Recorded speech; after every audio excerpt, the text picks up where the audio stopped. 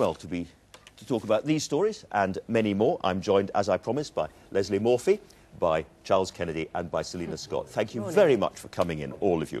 Surely common sense suggests, makes it inevitable that there must be some legally binding agreement achieved eventually. And yet, in the year it's going to take before everyone gets together again, an area the size of Belgium is going to be wiped out in Brazil. The rainforest is going to be cut down while everyone keeps on talking. And knowing human nature as it is, these developing countries now know that they've got a year, a moratorium of a year in which to do the deed. They'll be in there chopping down, presumably, more trees than ever has been chopped down before. Well, it's very interesting. I mean, everyone was saying, you know, the scientists who believe in climate change were saying the big danger are the sceptics and the deniers. Actually, it seems the big danger is old-fashioned politics as usual. That's what's failed to do the deal. Yes. In fact, the Greens are saying that, aren't they? The Greens are saying it's time to have the courage to scrap all this, because politically and economically, it's not working. The message isn't getting across. I think it also displays that President Obama is just a president, and he's got a Congress and he's got a political system.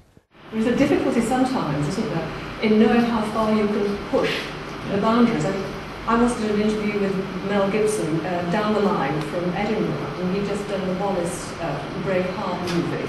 And I happened to remember that this Wallace sword was sitting in Stirling Castle. It was 6 foot long and enormously heavy. And it came into my mind that I ought to really ask Mel Gibson how he managed to handle this sword, because he's boasting about the fact that he'd waved it. He's only 5'3".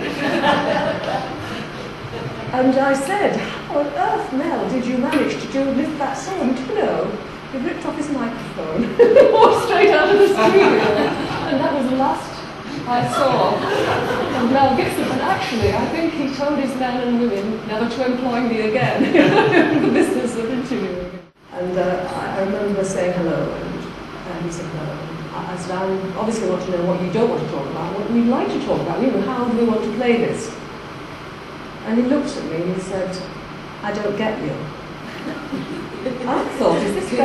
I thought, heavens. Anyway, so I said it again. I'd like to know exactly how you would like to play this.